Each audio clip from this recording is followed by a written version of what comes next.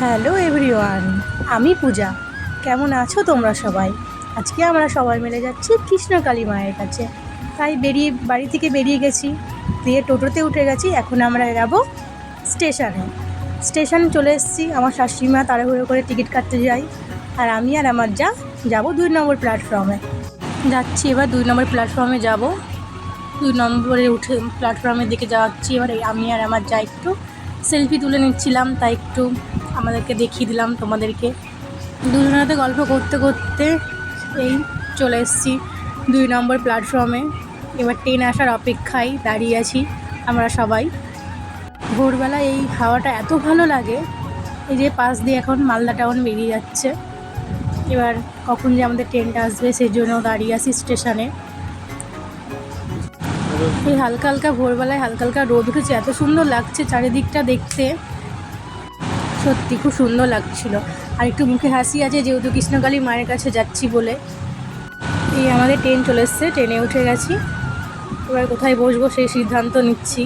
সামনে অনেকটা জায়গা আছে, তাই বলছি চলো সামনে চলো। সামনে যাচ্ছি, এবার সবাই মিলে বসেছি। যিনিকে দেখছেন ইনি হচ্ছে আমার ঝগড়া করার সাথী।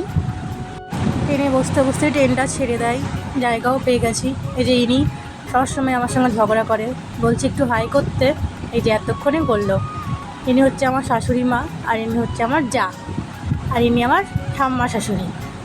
তো চলো গল্প করতে করতে সবারই সঙ্গে যাওয়া যাক।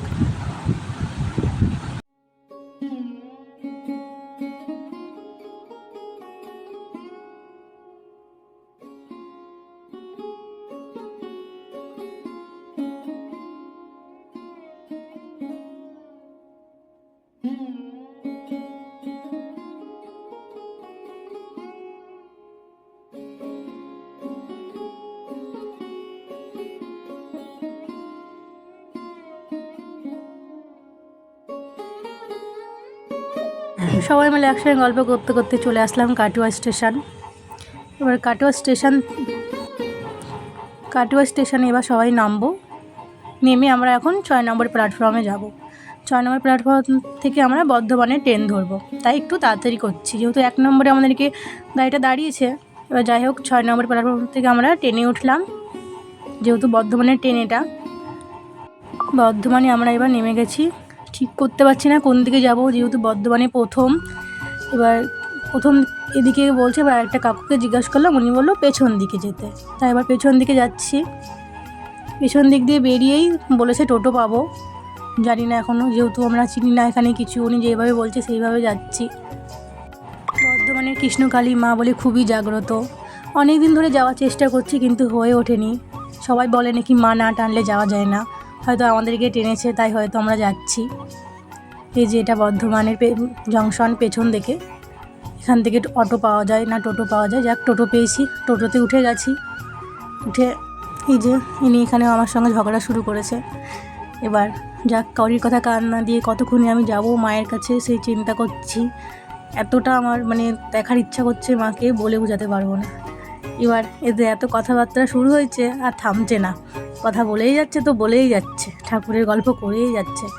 এই যে ইনিকে দেখে রাখুন, ইনি আমার খুব কাছের একটা মানুষ। এই যে চলে এসেছি মায়ের কাছে। কত বড় মাঠ, মাঠের মধ্যে মন্দিরটা, চারিদিকে শুধু দোকান আর দোকান, ফুলের দোকান, প্রসাদের দোকান, এত দোকান। এই যে আমি নেমে গেছি, এতটা খুশি, কতক্ষণে যাব মায়ের কাছে সেই ভাবছি। অনেকটা দূর রাস্তা থেকে এখানে আমার শাশুড়ি মা ফুল আর প্রসাদ নিয়ে নিয়েছে। এবার রাস্তা দিয়ে যেতে হচ্ছে মায়ের কাছে। দেখো সব জায়গায় দোকান, আশেপাশে এখানে কোনো কিছুর অভাব নেই, তুমি যা চাইবে তাই পেয়ে যাবে। অনেকটা রাস্তা যেতে হবে ভেতর দিকে, যেহেতু মন্দিরটা মাঠের ভেতরে, মন্দিরটা অনেকটা দূরে মাঠ।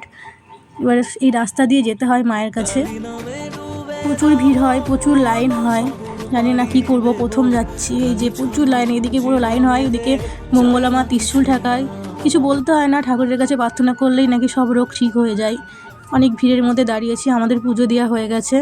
এই যে ভিড়ের মধ্যে দাঁড়িয়ে আছি এখন ঠাকুরের মায়ের মুখ দেখার উদ্দেশ্যে। কখন দেখতে পাবো তাও জানি না, প্রচণ্ড ভিড়। অবশেষে মায়ের দর্শন পাওয়া গেছে, তোমরাও দেখে নাও।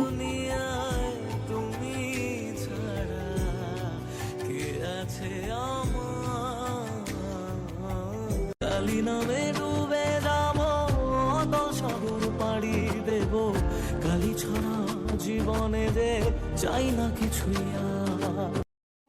আমাদের সব কিছু কমপ্লিট, এবার বাড়ি যাব। এই যে বাসে উঠে গেছি, আমরা ট্রেনে এসেছিলাম, যাওয়ার সময় বাসেই যাব। এই যে ইনি বাসে, এত জোরে বাস চালাচ্ছে, প্লেন চালাচ্ছে না বাস চালাচ্ছে উনিই জানে।